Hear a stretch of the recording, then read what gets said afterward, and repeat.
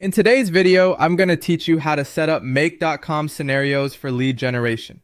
We're going to build a simple workflow that captures new leads from a form, sends them to your CRM or database, and then alerts your team so you can follow up quickly.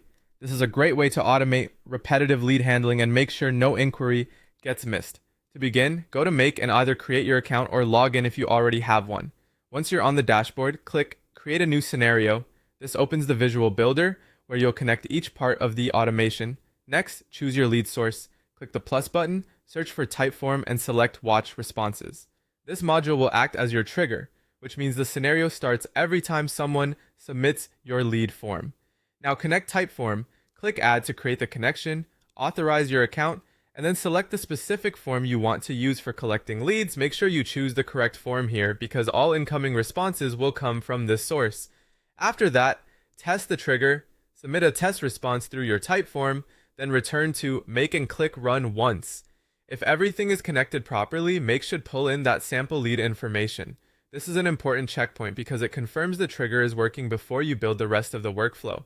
Once that's done, add your CRM or database. Click the plus sign after the Typeform module and choose the destination you want, such as HubSpot, Airtable, Google Sheets, or another CRM. Then select the action, like create a contact or create a record. Now map the lead information from Typeform into your CRM fields.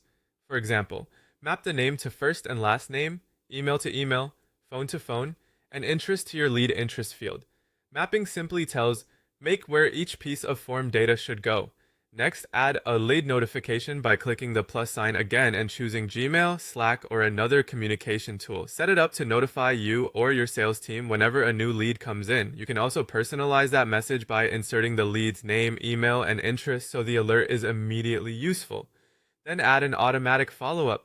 Place an email module after the CRM step and configure it to send a welcome or confirmation email to the lead. This helps create a fast, professional first touch. If needed, add filters between modules.